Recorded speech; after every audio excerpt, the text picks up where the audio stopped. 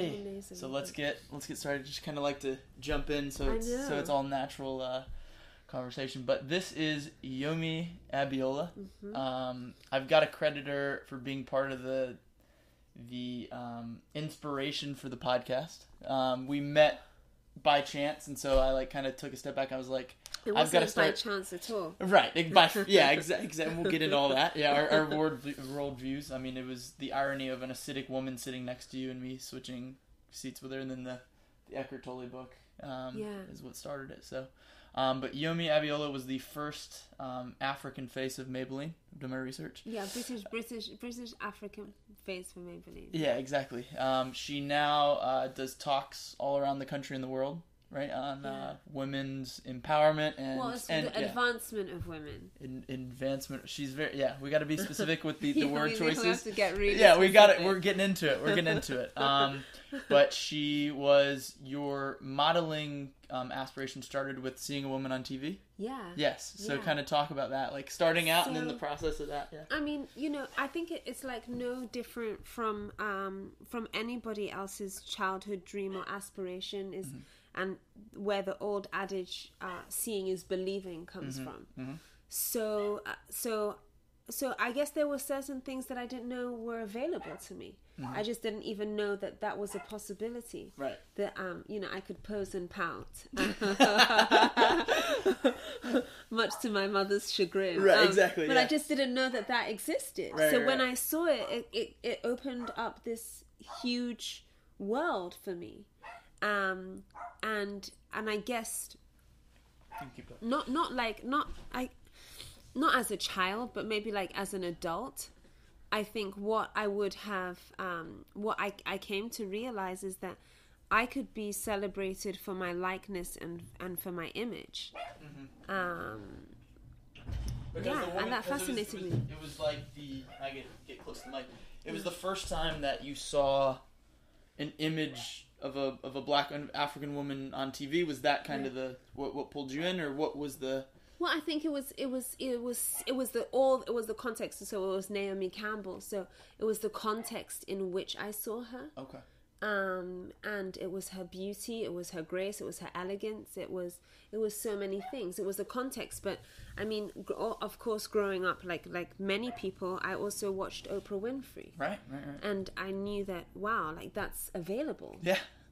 And this was at 14 when you saw it, right? So you were I was actually younger than that. Wow.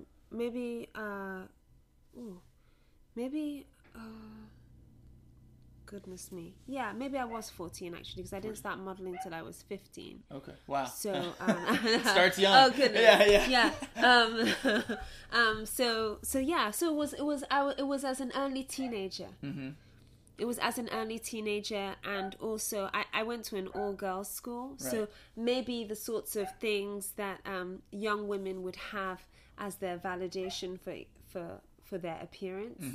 I didn't get. I didn't get that. I didn't get that. So through puberty, I didn't get that. So was it a Catholic school or what was it? No, it wasn't a Catholic school. It's just an all-girls Church of England school, the first institution to educate women in the United Kingdom, Queen's College. But like so I was an all-girls school, and we are all girls in my family. All girls, now women. Yeah. So now only women. sisters? Only sisters. So, but the thing is that I had friends who had brothers, and I also had friends that used to go to these parties called balls. Because like the Jewish community, they have these balls around bar mitzvah ages, but they also have these parties called balls where you go and you socialize with boys, and you have your first kiss. Naturally, you got no choice. That's what happens. That's what they go there to do. Yeah, that is what they go there to do. So you go there like. Yeah, it's with a purpose. And how old is this? Like 13? Like 13. It's quite young. And yeah. Do you pick your kissing partner beforehand? You find them there. You there. go up to the person and you're like, and at the time, what you would say is, "Do you want to pull?" That's very English. That's very English. Do you want to pull? Yeah. Do you want to pull? Do you want to pull? And so, and you know, I didn't have that. It was all girls. Yeah. I didn't grow up in that sort of, that was not encouraged in my household. Let's just say that. Fair enough. Let's just say that. I was a late bloomer. Okay. So I wasn't encouraged to be like, you know, go to these parties and socialize with boys. But also, I did go to one ball because I was curious. And what age was this? I don't think it was. Oh goodness, I really don't know. But it was like the ages. Yeah, I know they scrambled. She was 25 when she went to the ball. No, I'm just kidding. Late. I'm kidding. But yeah, it might as well have been. She's very busy, so she's gonna get 17 phone calls while we're here. Yeah. So okay. But you see, okay. So when I went to these balls, it was all, you know, very much like my school. I was probably like the only black girl there, and so the young men were not gravitating towards me. Men, young boys, boys. Choice of words. So the validation that a lot of young girls get growing up, I didn't have that. But also based on the household of a very feminine, woman forward household that I grew up in, the focus was not about like how pretty do you look in the mirror. Right. Interesting. So like attractiveness and I want to say empowerment again in that way was never provided to you. And so then you see this woman, Naomi Campbell, on TV, and then it was like, wait a second, maybe I can get it through that. And so then you see that, and then what's the next step? So I mean, let's backtrack a bit, because empowerment was provided for me. Right. Like it was provided by example of women can do anything that a man can do, and women can do it. I don't want to say better. But just as well or better. Just as well or better. Yeah. So, but the value wasn't on what you look like, which is on our societal value. Sure. Right. Sure. One of our greatest societal values, if you are rating a woman, like women get rated, is like, how beautiful is she? What does she look like? Swipe left, swipe right. Right. Exactly. I don't know about that either, but yes, I've heard about it. Right. Interesting. So that type of empowerment wasn't there for you. You've never kind of seen that value more depicted. Like a validation. Yeah. Fair enough. More like a validation, and I think that I'm just aware of it on adult reflection. Wow. That you do want your likeness and image validated, not just in media, but in your real life experience, day to day. And so then because I like to get into like. Because what's amazing is that you had this idea and then you went for it. Because a lot of people have dreams, you know, and I think we're similar in that way, that we just kind of go for it and we just just fall into place. Things fall into place for you. So what was your path? So you decide, you see the woman on TV. So I see her on TV and I'm like, oh, this is incredible. I'm gonna do. This is what I'm going to do. Okay. And then I enlist my sister, Adi, who's a year younger than me. To start taking pictures of me, like in the house. On a Polaroid? What type of camera were you doing? Oh, good question. Oh, actually, so it was one of those cameras, like the one with film, and then you have to take it to the pharmacy to go and get it developed. An era no one knows about. There was there was work involved. Right. And then but before that, I would go into my mum's makeup box and take her makeup and, you know, do the dress up thing. And then my sister would tell me where to pose. I mean, they were very, very cheesy poses. Just very early on. Wow. Very cheesy. That's how it started. And then I subscribed to a lot of teenage magazines. Fair. And so I saw this opportunity for a competition, and then I entered myself for the competition. And what was the competition? It was the face of. Yeah. And you were 15 now? Yeah, I was 15. Yeah, I was 15. Wow. And then basically, so I entered myself into the competition. Didn't hear anything for about a month, and then I got these. I got this letter back saying that they wanted me to go to the next round. Wow. And then I had to reveal it to my mother. Oh, so you didn't tell her? No, it was just between my sister and I. It was just between my sister so and I. Yeah. Photos we were hiding photos. We were like doing all of our operations, you know, went to the post office, mailed it. That and is then, so but then funny. when the letter came, I had to actually tell my mom and be like, "This is happening." So she had no idea you entered. No, she had no idea. So you just sent in pictures, yeah, or did you show up to a competition? No, I sent in the pictures. That and then is they hilarious. So there's these like amateur Yes, modeling photos yes. from your sister, and it led to. And this was who put on this competition? So the modeling agency, which is called Storm, Fair enough. radio station called Kiss FM, Oh yeah. cosmetic, perfume brand by perfume by Cacharel called Anaïs, and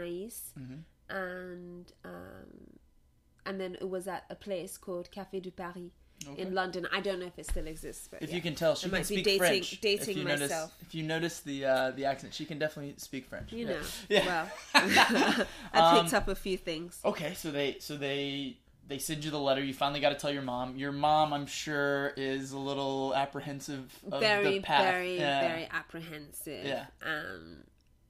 Yeah, very apprehensive, but then supportive, because she's not going to let her daughter go out there and not look presentable. Mm-hmm. Right. She's not going to put out your fire. But she's not going to put out the fire. But the thing is, she is going to. So I end up winning the competition. Wow. Which was thousands of entrants, I'm sure. Which was epic. I end up winning the competition. But then fast forward to when I had my first shoot. Okay, and what was the time? So I guess like a month, maybe. Okay, so a month after you win the competition. Yeah. A month after I win the competition, it's like my first. They call it a test shoot because you don't know how to move in front of the camera. Right. It's like learning on the job. Right. So I basically had my first test shoot, and they asked me to wear these like micro mini shorts. Beautiful. And then and this like transparent top. And this is like, early 2000s or 90s? This is early. God. Oh, now I'm really dating myself. This is late 90s. Late 90s. Okay, End that's of fine. the 90s. Yes. So basically, so they're asking me to do this. And then my mum comes into the photo shoot, and she gives me the look of death. Oh no! So the thing is, any sort of like lubrication I might have felt in my body, like I can do this pose, I can do this, I've got this handled, it just evaporated because my mum looked at me. She gave you the mom look. She gave me the mom look, but I understand. Like she just wanted to protect me. Mm-hmm. And for a young teenager, which I was at the time, seeing me in that sort of clothing was worrying. Right, and you're not 18 at the I'm time. not You're 18. still a child. You I know, wasn't like even allowed to wear makeup. Exactly. Yeah, and so she didn't want you to be objectified. Yeah, exactly. Yeah. And it kind of goes into what we talked about. Kids grow up in New York, if they're exposed too early to things, like it's So she just wanted to protect. It's a time in your life that you can't get back. Right. Exactly. Yeah. Okay. So, but your mom didn't stop you. She didn't. Yeah. She did put her foot down, and so she really let me know. She sat me down and she's like, I don't actually care about this. Mm-hmm. I'm going to do it because you want to. Right. But school comes first. Fair. And make no mistake about that. You're going to school. If anything happens to school, so if your grades start to slip, this is over. Fair enough. And I'm sure, like, at the time, you're like, Mom, but you appreciate it so much now looking back, right? Yeah. Like, Absolutely. Because there is life after modeling, and that's what creates there is. There's life during, and there's life... Yeah. And I think that's important to say, that there is life during, because it's a very all-encompassing world, and it is a world, but it was also like an all-encompassing identity. Like, so this was an identity that like I fought for. Like I wanted to be known as a model, and I wanted to be known, as beautiful, and express that avenue that you hadn't achieved yet, right? Exactly. And express that. But we often don't realize that sometimes the identities that we strive for or we aspire to become can also become our prisons. Interesting. Right. Exactly. I mean, right? and that's on a philosophical level. I mean, it's like once you achieve what you want to achieve and you realize I'm still missing something, you can feel trapped by it because you're not getting full fulfillment that you thought you would get. Yeah. And sometimes it can become an enemy. Absolutely. Yeah, exactly. But that's also how the world then knows you. Right. The world then knows you as this. You're only the model. Right. You're only the model, and if you want to expand, like I've done a lot of other notable and important things since Maybelline, which is, you know, a long time ago now. But the conversation always seems to come back to that. And I think that also reflects our values, our societal values, our human values, what we value, what we think is most important and stands out most. Right, and then ultimately it defines you in some way. Then ultimately defines you. Exactly. Okay, so your mom scorns you at the photo shoot. But it's successful, right? The photo shoot is very successful. And so then what happens? What kind of jump starts your career? So obviously you won the competition, and then they put you in. Does Maybelline happen immediately or what? No, it's a lot of work. And that's, I think that's the other thing that's so hard. I think in most professions that are public facing, is that people don't get to see the inner work. Right. So people don't get to see the inner work. They're sold this dream. So what I saw on television, that image is what lured me in. Right. It's like the tip of the iceberg. It's the tip of the iceberg, but I didn't know that it was going to take like another 6 years of waiting to be chosen, of taking test photographs, of whatever it is that the work was. A lot of no's. A lot of no's, a lot of rejection. And I didn't know that it was going to take that long. Right. I instantly thought that there was something wrong when like 2 months later things were not happening. And and in within that journey, it kind of propelled what you started doing now. Of you, I watched a YouTube video of you where you talked about kind of being objectified for being the one, you know, black woman. And I love you said I'm not black, I'm brown. But but kind of talk about that. Did that happen pretty early on? You kind of, and I'm sure that was kind of the first douse of reality a little bit for you. That wait a second, you know, I'm not only a woman now, I'm the black woman, you know. Yeah, but like industry. I think beyond being a black woman is also you become aware of the roles that people want you to play. So you become aware of the roles that people want you to play as a woman, and then you become aware of the roles that people want you to play specifically as a black woman. And those experiences inform all of the work that I do now. Which is about the advancement of women, because I think that a lot of women, of course, we speak about oppression, but we don't necessarily, we're not necessarily aware of the roles that we are called to play. Right, yeah, and we it's don't subtle. question. There's a lot of subtleties to it. It's a lot of like subtleties. there's you don't realize that you're playing a role, and it's so funny. Every podcast that I've had, we've talked about that Jim and Andy documentary, and that's what it's all about. It's Did about. we talk about that on the plane? Not on the plane. We talked about it when we got drinks. We talked about it, and my goodness. that's kind of what the movie's all about. And I can't believe it's coming up again. Of that, we realize that we're playing a role, just like any actor would play on a TV. That you, and then you kind of realize, okay, who's yourself, and you got to kind of dive into it. But that's what I talk about, like when like these identities that can then imprison you. That this is exactly what I'm talking about. The day that you decide, well, actually, that's not who I am anymore. Right.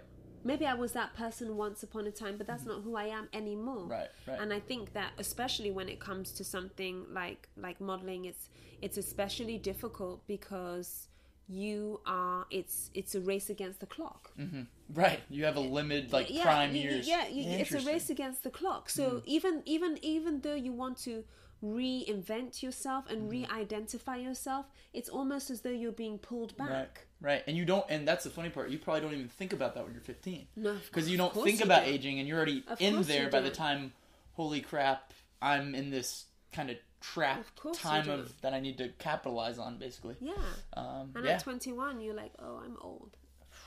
I mean, do you really feel that? So when you're 21, you feel like... Well, I think that, you from 15 to 21, I mean, you've already been working, but then you meet the new, what they would call the new crop, which is not like the next language, but that's the kind of language that is used around it. But then you meet the new young girls that are coming through, and they are 12. So, like, if you compare, like, a 12-year-old and a 21-year-old, You're the old. You are the old one. And it's crazy. And when you're in that world, it seems completely normal. Yeah. But, you know, talking it out, just looking objectively, it's like, what are they? And there's so many things that I didn't actually realize, like, objectively until I went to journalism school. And I remember writing this paper in, like, my feature writing class. I had an amazing Professor Span. And I kept writing the girls. And she just kept circling the girls. And she's like, I think you mean the women. You can laugh about it. But the thing is that you will then become aware of how many people say girls as opposed to women all the time. Right.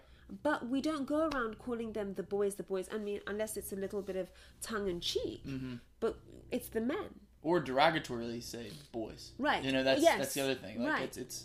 We, even though girls can be derogatory, we kind of slip it into normal language, and it can be a subtly. Yeah, exactly. Where boys is like an inferior aspect of it. So back to the timeline. So you're modeling. Yes. Yeah. And so what were the steps to lead to Maybelline? Years of work, right? Years of work. Of getting no's. But years of work, and it was also years of mental work. You weren't ready to be the face of Maybelline when you started. You had to be, I mean, maybe I was ready. But when I say years of mental work, is actually staying in it. Okay. Staying in it, but also holding the bar.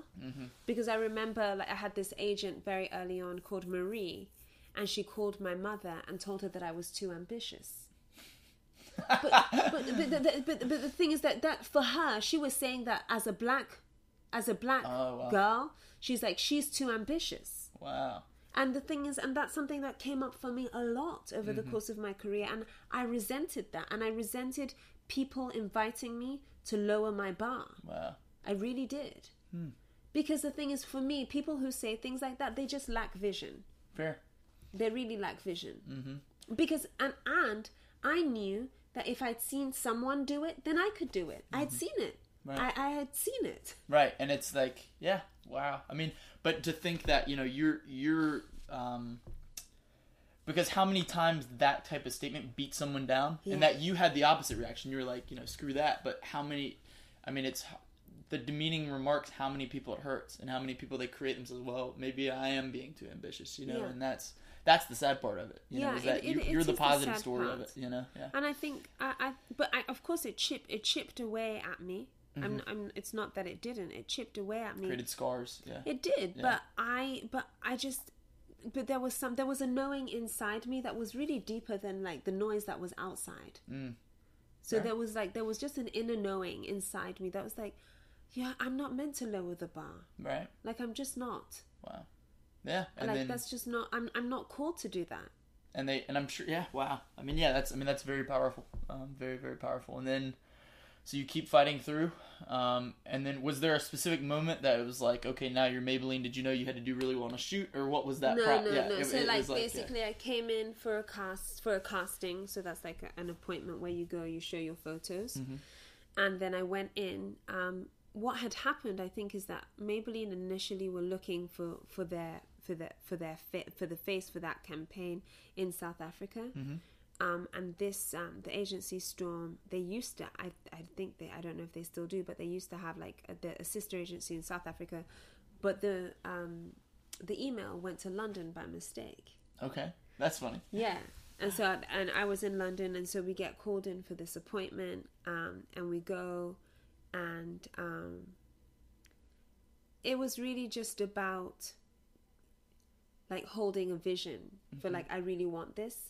But at the same time, because there's so many, modeling is a job that fluctuates. So you can work one day and then not work for another 6 months. It's so important energetically not to go in there thirsty. Right. Like where like you just smell of eau de desperation. Like it's like, whoo, you've just doused your body in desperation. Right. And it's like a sixth sense that people can feel. Yeah. It's almost like when you're meeting at a bar or something, you know, and you can sense when someone's kind of desperate. You know, like someone, you know, they're like, you know, trying to pick someone, you know. And I think that unfortunately in society, you know, it repulses a lot of people. Sure. But we should look at it with compassion. Right. I think that's the practice. There's something behind it, you know. Yeah. But anyway, that day, the practice was for me not to go in there like, you know, doused in that perfume of desperation. So just confident, present. Just like calm, you know. It's okay. Yeah, act like you've been there before. Like, that's the classic. Right? Yeah. And if it happens, great. If it doesn't, that's okay. Mm-hmm. Yeah. Yeah, Eckhart Tolle actually puts it, it's finding that line between like aloofness, like not caring at all, and then absolutely caring. You got to find that, just give it attention and do the best you can do, and then, you know, let the fruits of labor kind of play out. And I think that's the mental work, because of course, like I do at 15, because I hadn't had that like validation, so I couldn't go from 0 to you know, right. to walking that line. So anyway, so like go in, like show my pictures, they're looking, they're sizing you up, obviously, they're scrutinizing you. Mine was, it was quite challenging for me because growing up as a teenager, I had acne. So I was always like aware of that. So you go on, you know, you do your thing, you hope for the best, and then you pray. You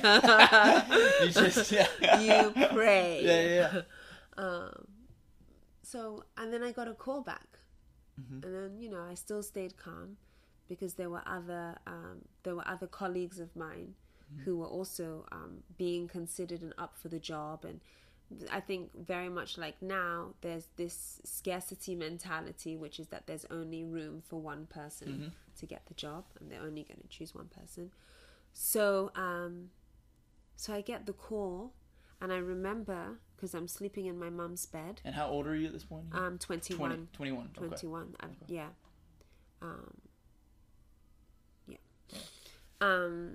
So I go to I'm sleeping in my mother's bed in London, and I get this call from an agent called Sam.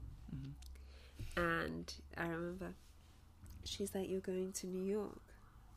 And I'm just like, I just couldn't believe it. I'm just like, oh my God. So all that kind of focus and stuff just explodes. And I just, like, you know, you're just overcome and overwhelmed with I just don't even, it was just incredible, you know, just to see all of this work and labor just come to fruition. And then I remember, I flew out for the job. This is the first time that I worked with them. And I stayed at the W Hotel. On 14th Street? Was it in Union Square? Yes, I think so. Union Square. Yeah. And racked up a $4,000 phone bill, because I was calling my mom. I know, I didn't know it was that. Like, well, the phone works. I know, so I was just calling my mom, because like it's just like everything that was happening. You know, I was like, and it's so funny, because back in early 2000s, we didn't have cell phones, we didn't have WhatsApp, we didn't have anything. So that was the you do the punch code. Yeah. So I was like calling my mom. So when they I did the job, and I remember this comment at the job. I remember all the people that were on the job, but somebody was like, "We have to convince her that she's meant to be here."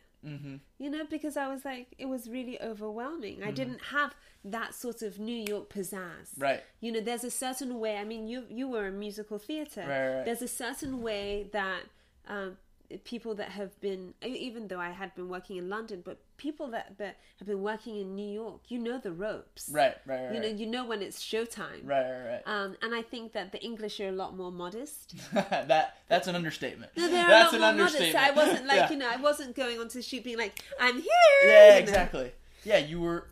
But the irony of that is that is actually, people become, if they're into New York too long, they kind of lose their uniqueness, and they lose their spark. And I bet that's what the agency loved, was that you weren't jaded by New York yet. You were just new. I wasn't jaded. You were like, you were new. You were excited. I was quite. I don't like innocent isn't the word, but maybe sheltered. Shelter, maybe a bit naive too. Naive, yeah, thank you, that naive. happens, Yeah, definitely. I was yeah. definitely naive. Yeah. I have some friends that can attest to that. Yeah, exactly. I was definitely naive, Yeah. hence the phone bill. But so they that was it on the job. They're like, we really have to convince her that she's meant to be here, and yeah, it was an incredible experience. It was a truly incredible, humbling, wonderful experience, and I'm grateful to have had it. Yeah. It's amazing. And throughout that whole time, you stayed in school, right? Yes. So you were at Reading, Yeah. right, during that time? God. I do my research. Goodness, it's frightening, yeah.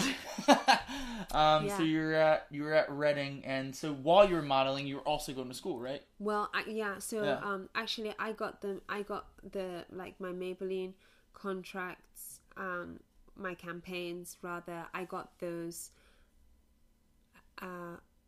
as soon as I graduated school. Okay. Yeah. So it was post, so you had kept it up, and then... Yeah. But that's awesome. Yeah, it was like the timing was great because obviously, like, you know, I remember this one time I was away. I was in Italy, and it was around the time of just having to do study week for university. Right. And my mother calls me, and she's like, "Do you know what you're doing?" And I'm like, "Oh, do you know what you're doing?" And I'm like, "Yes, Mom, I think so." She's like, "Well, you better." And I just knew. She's like, "You know, I hope you're reading. I hope your head is in those books." And they call it revising, right? Yeah, That's what they call it. it's Yeah, revision week, right, or something like that. Yeah. When the first time when I was studying in England, of course, 'cause yeah, you went to when school. I studied in England and they were saying revising, I thought everyone was revising a paper. Because that's what we use to revise. If they're revising, but no. it's study week. It's hell revision. Week. Yeah, It's revision of the material. Revision. Yeah, if you want to break it down. So yeah, and your mom was living in Nigeria, right? She shares her time between the UK and Nigeria. And so she's just big, powerful presence, right? Yeah. Like calling. She doesn't suffer fools gladly. Yeah, but I think it's a tool that you have because you can always hear her in the back of your head anything that you do, right? I mean, absolutely. And the thing is that so I always say that I was born and raised in the UK. But I grew up on the streets of New York. Right. Yeah, no, you can't. It's its own education. It's its own education, right. But that's when the education that your parents have given you, that's when it kicks in. Mm-hmm. It's like a graduate program. It is a graduate program because the thing is that, you know, you encounter all of these life experiences and then you have your parents' voice in the back of your head being like, no. Yeah, don't do that. Because you don't... Because I think that's why I always say everyone should live in New York once. Because it is just a test of you constantly. It's like... It is. It's because you've got to work on your instincts. What you're made of. Yeah, you got to... Yeah, it's a test of what you're made of. Yeah. And if you... And if you have to go home, you go home. That's it. And in some ways, it's also a false sense of security. Right. Because when I've lived in New York for a certain amount of time, I started trying to export my New York swag. So like, and the English will kick that out of you real quick. Yeah. I know. So, but like, you know, I've been to certain places where I shouldn't have been as an independent woman walking at 11 o'clock at night by myself on the street. But I'm like, well, I do this in New York. I've got this covered. You know, I can handle this. You can this is my city. It's like, no, not so much. Yeah. Well, you're sounding like a Yank now. Exactly. Yeah. Well, that's awesome. Okay, so now you're in New York, and then you do the Maybelline stuff, and then what was the transition post Maybelline? So you at some point you went to journalism school, right? And there's a gap there. It's like 2004 to 2008, right? Something like that. Yeah. So I went to I do the journalism. I do the Maybelline stuff, and then I'm still living in London. Okay. But decide that I should just come to New York because I've just done this work and it's worldwide and it's been exposed, and I should be in New York. And my mom's like, well, I'm like, I have to go there. looking back, I just don't understand how I stayed here. It's so funny. My sister said it. She spent some time here, my younger sister, and she's like, you and Adu, who's my middle sister, she's like, you speak of New York with such fondness and romance. Yeah. She's like, but all I see is filth and smells and people who are drunk. It's so funny. Yeah. It's so funny. So I don't know, like, just as a young person, how I actually did it. But I of course it was my will, my drive, my vision. It was all of those things. And I guess that's the mental work that you cultivate, and you don't necessarily know when that mental work is going to come into play, because New York is daunting. But you get a fix that you can't really get anywhere else. It's almost like, in that way, it's like I don't know, on one of the other podcasts, we kind of talked it like an abusive relationship, that like part of being a New Yorker is that you hate being here at some points, but you almost have like a midlife crisis where there's points where you're like, I can't live here anymore, but then you decide to live here, and it's like that kind of like back and forth, but you can't get anywhere else. Like it's unlike anywhere in the world, I think. It is. Yeah. It's very unique, but I just remember being just feeling so dwarfed by the buildings. Everything was so big here. Compared to London. My God. Everything is so big. Mm-hmm. Like, of course I'm used to it now. Everything is so big. Mm-hmm. And like the supermarkets, the aisles were so wide. Everything was jumbo size. And then you go and you order like a sandwich in the diner, and they put enough sandwich meat in there for like 5 sandwiches. Yeah. It's just like the very non-European I know portions. It's not a French sandwich. But and so when I think about all of those things, which is very sort of, it's jarring because it's English, right? But the language spoken here is English. Let me speak in full sentences. The language spoken here in the United States is English. American English. Yeah, American English, not the Queen's English. Yeah. Not the Queen's English. Yeah. But it's a different culture. Mm-hmm. It's a completely different culture. Oh, yeah. And so you're led into this false sense of security, thinking, it's the same language, and but it's completely different. Yeah. No, absolutely, and the way people interact, and what's expected of you. Absolutely. Yeah, no, absolutely. This is a weird segue, but I just thought of it because I think anyone listening to a model is gonna ask questions about staying in shape, meeting expectations of that. We talked about portion size and stuff. Can you talk about that, like how the struggles of it? Yeah. Because the expectations are crazy, and I think it's gotten better now, right? Like a little bit, or no? There's this woman. Who's also a colleague by the name of Sarah Ziff, and through the Model Alliance they've been doing some very important work around that.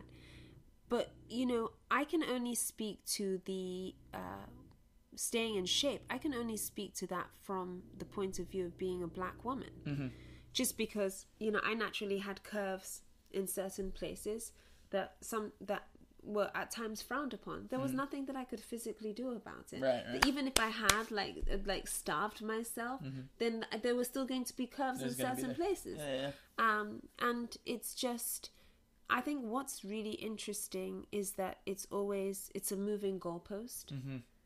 Right. What's expected of you? Yeah. It's a moving goalpost. Yeah. It's like sometimes it's this is cool, sometimes that is cool, sometimes it's if you want to take your body through that experimentation, then you do that, and some people choose to do that. I didn't really. I know people hate hearing this. It's just kind of like when I ask women about their skincare regime and they tell me it's soap and water. I get so angry. Like Pharrell says that sometimes, and it's like, Pharrell, come on. It's like cold. I use cold water on my skin. It's like cold water is important. But like when people you see them with this flawless complexion, and they're like, and you're like, oh wow, what it's like, it's soap and water. And you're like, no, it's not. Your $500 skin regimen. Yeah, I know about that. But going back to the eating, a lot of it is about genes. and then just making healthy choices. And I think that because my taste buds, my taste buds were definitely cultivated in Europe. So there's some things that I just didn't have a taste for. Fair. There's something. It it does make it easier. Yeah. Or you can have it once in a while and then be done. Right. I did have a good long-standing love affair with red velvet cake, though. That's great for modeling. Yeah. I know. But I think it kind of, like what you were talking about, of the models, and it's true almost in any form of the arts, if that you're constantly trying to chase the goalposts, that's where a real struggle is. But when you embrace kind of who you are, this is who I am, and this is what I'm going to be, I need to make people come to me versus try to figure out what society is beginning. I'm sure that helped your struggle. Yeah. Absolutely. Of it. Yeah. Well, absolutely. That's okay. So journalism school. What was the choice of going to journalism school? Because you did political science in university at Reading, and then so journalism. Why journalism? What was the inspiration? Well, because of that? there were so many issues, and they still are in the fashion industry, that I just didn't have the mandate. I didn't feel as though I had the mandate to ask questions around or ask questions about as a model. And so I again, when we speak about empowerment, I believe empowerment of the self, but I needed to fill myself with that power and to learn a craft that was actually going to provide value, that provide value, information, answers, everything that I was looking for. So first, of course, it was very individualistic and very self-centered, in the most affirmative way possible, for me to go and get answers to these questions. Why is the industry like this? Why is it harder for women of color? Why do we all have to look like a pencil? Why is there abuse in the industry? Why? I needed to know. And that's what led you to the work you're doing now. Yeah, right? And that's absolutely. And it goes into kind of what you're, rather than being a model asking questions, you're now a journalist asking questions, absolutely. Right? A journalist and a spokesperson. Right, and a spokesperson. Right, exactly. Wow. Okay, and so then you do, so you go to journalism school, you graduate, how long was that program? It was a year. A year program. Yeah. And then what is your step after that? So you immediately have this goal, this mission in mind of kind of, not exposing the modeling world, but more of asking the questions, right? And kind of researching why things are the way they are, right? Is that, So I went to Columbia, and then, but I, after spending so many years in an industry, let me speak for myself. I didn't have the full confidence to then go out into the workforce. Right. So I definitely needed more school. So I went to get a second master's at Sciences Politiques in Paris. That's why she speaks. Did you know French before that? I did. She knew French. Oh, okay. And my mother was like, and I could have definitely done more school. I would love to interview your mom. Oh, it sounds if she ever comes to New York, right? We'll Absolutely. I'll tell you what really happened. This is good. Yeah. This is good. Yeah. So then I went to Sciences Politiques, and then after that, and that's in Paris. That's in right? Paris. That's in yeah. Paris. Yeah. And then I decided that I wanted to set up an organization called Stand Up for Fashion to advocate for social change and awareness in the fashion industry. And what year this was? I just like to get context. Yeah, 2012. 2012.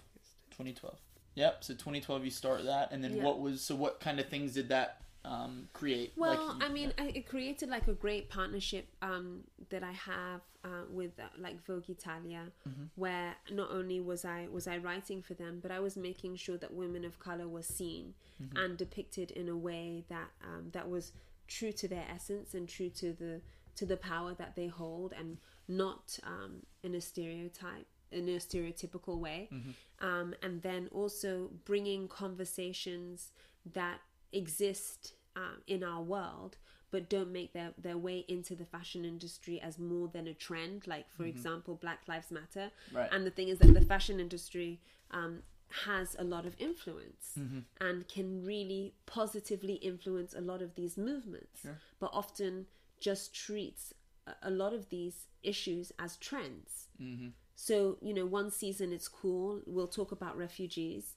One season it's cool, we'll talk about plus size models. One season it's cool, and that's not a real way to approach an issue. Right. No, and it kind of correlates with where journalism has gone, ironically, like that everything's so quick, it's all about breaking news and stuff, and that you don't really get down to the brass tacks. Like, wait a second, we didn't solve civil rights here. Like, why are we done? Why are we, Obama's president, we're done. There's nowhere to move on to. Right, there's no, and it doesn't get the depth of it. Wow, and that's in 2012, so imagine what it is now. It's so, you know, with the multiple seasons of fashion now. Exactly. I know that's a movement, we can get into that, but, okay, so you talk, so you get into all that about getting into Black Lives Matter and different movements. So then where did it lead? Like what was the not the outcome, but what process did it create? And like, did you start interviewing people? What was that? So I interviewed a lot of people, and I realized that what the work was doing was awareness, you know, was creating awareness. But I also realized that at the time, it could be different now, but the fashion industry didn't really care to change because it doesn't have to. Right. The bottom line isn't impacted. I went to places like I went to Bangladesh after the collapse of Rana Plaza, and I interviewed people that had lost loved ones, women who wanted to emancipate themselves and advance themselves through working in factories, but now had lost limbs and now were rendered disabled and unable to work and cast out of society. And you know, and those are stories that need to constantly be told. But the fashion industry it's the norm now almost. They don't want to look at the underbelly. And so I realized that the knowledge that I had and the experiences that I had walked, let's say, would serve a greater audience than just fashion, and would serve women. Really, like, that was just from the beginning, that was my focus. That was what I was meant to be doing. I'm meant to be focusing on the advancement of women and really supporting us to liberate ourselves from these boxes that have been imposed on us, and these moving goalposts that we chase. And this way that in society our power and our influence and our relevance is measured. I mean, all of that has to be dismantled, because I truly believe that when women stand in the fullness of their power, that we will see the advancement of humanity. So I think that a lot of people treat it as, it's just a woman's issue, but it's not. It's a human issue. It's if we are to evolve as human beings, we're not going to do it as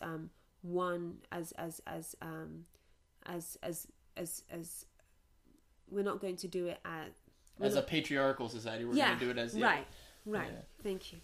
No, I mean, and Warren Buffett had a great quote. He said in the 50s, he always bet on America because we only used half our workforce, and even from a smaller scale, you know, you talk to the bigger scale, but like, it's better for business too. I mean, it's better to have a woman's perspective and a woman's view on things. And you know, there's always that joke, if it's not a joke, but if women ran the world, there'd be no war. You know, that it's yin and yang. You've got to, if you have a patriarchal society, you kind of see what's created. You know, you see where that's going. We see where it's led us. Yeah, and it's a perfect preface of everything that's happened with Harvey Weinstein. That's, you know, what's created is that objectifying of women and awful sexual assaults. A lot of masturbating. I don't know what that's about. You know, like, I don't know. Yeah. But I mean, I think it's about power. Yeah. You know, but it's called power, but it's not. It's about dominance. Right. Let's like really call it what it is. And you know, I think that the real conversation that has to be had, and I think that a lot of people are having those conversations, are how about the women that aren't in the glamorous industries, right, that are subjected to this all the time, all day, every day, and are afraid to speak up because it will jeopardize their livelihood, or are afraid to speak up because nobody will listen to them, or even worse, believe them. Mm-hmm. And so the movement also, if we talk about the Me Too movement, has to have a trickle-down effect. Mm-hmm. Right? I wish it was a trickle-up effect, but it has to have a trickle-down effect, because if these women who live in glass houses have been impacted by these monstrous acts, then how about the women who don't have a house at all? Mm-hmm. Or an intern. You know, we talk about actors and actresses that now have a voice, but like an intern at JP Morgan, I mean, who is she going to talk to? You know, that she's got nowhere to turn, and that it's like you talked about that, the dominance, the boxes that created for them, and it's honestly something that's not really being talked about of it. We're focused on the it's not Hollywood. Spoken of enough. Yeah. You know, but it's also, I think that and it's not to discount any woman's experience, but somehow maybe it's easier for us to talk about Hollywood. Sure. Because these women, like in our estimation, they are untouchable. They're out of, it's not in my backyard. It's you know, not it's in my not. backyard. Yeah, they're untouchable. It's easy to. It's always easy to talk about them versus, you know, what's really going on, and that's it's something that I noticed in New York, because I being from North Carolina, where racism is you know, kind of out, you know, I mean, people know it, but in New York there's so much subtlety, there's so much separation of, you know, the wealthy and the poor that it creates this weird environment that people don't really talk about, because known as like such a liberal place. And that's I mean, it kind of goes with everything that you're saying of when it's us, we don't talk about it. You know, we want to make it this what's on TV. Oh, they're so bad. Wow, what's happening, you know. And that kind of leads to, we talked about on the plane, you're writing that book about exactly that. You're in the process. No pressure, you know, we won't timestamp you. Damn it. No, it has to be. Shoot. You're in the process. You don't have to create it. You're in the process of, you're in the beginning stages of it. You're contemplating it. Yeah. Well, more than contemplating. More than contemplating. Fair enough. You're in the process of creating a vision. For a book, right? You. Absolutely. Of about that very thing in society, how women are pushed in a corner, right? Yeah. Of that, I think it's also it really chronicles how, as I said, I built my identity and my sense of self based on what I was told. Mm-hmm. And as the goalpost moved, I attempted to do that as well. Mm-hmm. And the cost of that for so long was actually not truly knowing yourself. And if you don't know yourself, then you don't know what your unique contribution is to society. And a lot of women fall into that trap. And so I really do want to share those experiences, because I don't know. I think that now, of course, with social media, which is another like invitation for sameness on some level, we forget that it's like our own unique contribution really counts. Mm-hmm. Yeah, it really does. Right. And it takes work to find that. Yeah, and ultimately I want to choose my words here, but kind of best self, or what you're going to provide most for the world, finding that uniqueness. Absolutely. Right. And you're going to better the world in such a place, not by, you know, just doing the bank job that your dad wants you to do, but, or your mom or whoever, or what society's pushing you to do, but ultimately finding what's unique about you. Absolutely. And do more for the world. I think that's so important. Yeah. It's like when you have to interact with people on a daily basis, you can tell, I mean, if they're doing something that they loathe, mm-hmm. or something that brings them some sort of satisfaction. Mm-hmm. I'm not going to be naive and say that everybody can just do whatever it is that makes them happy all the time, mm-hmm. because I know that isn't always the experience. But it is part of our work to find what our unique contribution is, and work towards that. I mean, and that's work the thing. Towards that. And work towards it, exactly. There's a quote. It was an old salsa singer, and he said, "If where you're at there is more past than future, you need to move on." You need to keep reinventing yourself, and yeah, I think kind of going back to how we met on a plane on shout out to Air India. Oh God, it was Air India. Yeah, not Norwegian. Oh. Yeah. Well, we got to thank Norwegian for poking a hole in the plane. That's how we met. Oh. Yeah.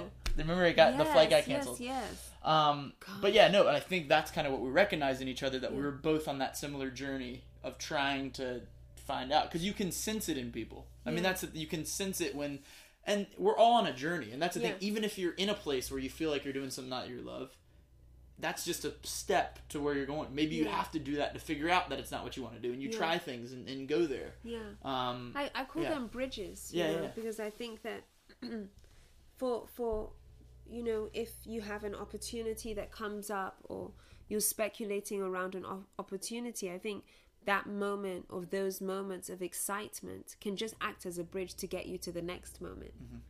Yeah. And one of the things that I've definitely learned from my career as a model was just not to hold on to things so tightly. You know, there was certain times when I'm like, it has to be this way, and it's just like, no, it doesn't. It's like water. It doesn't, and it's not. It's like water. Exactly. Yeah. Well, wow. Well, we've been almost at it for an hour here. Wow. Yeah. But it's been amazing. I mean, but that's nothing for us, because that's nothing. Yeah, we did 6 hours. 6 we hours. Did 6 hours.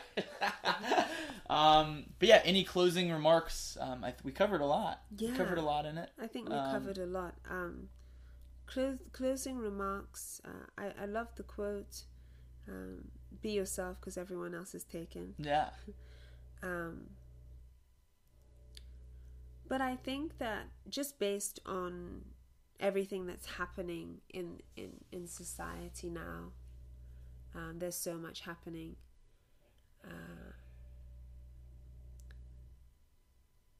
Challenge yourself, and I'm speaking to myself. You know, one of my teachers said, you teach what you need to learn the most, but challenge yourself to be more courageous, and step into the discomfort of courage. I think that's so important. I think that's very, very important, because it's so easy for us to think that our opportunity to change something belongs to somebody else. And that, in essence, is part of how we give our power away. So really just step into that discomfort and embrace the unknown. Yeah, embrace the unknown. And kind of tying everything back. I mean, that's exactly what you did in your modeling career. Yeah. Where people were telling you that you're being too ambitious, but you embrace the courage, and that's it. But this has been great. I'm so glad that you came over. Thank you so much, Jordan. Until next time. Until we have your mom on. Yeah. Yes. Yeah.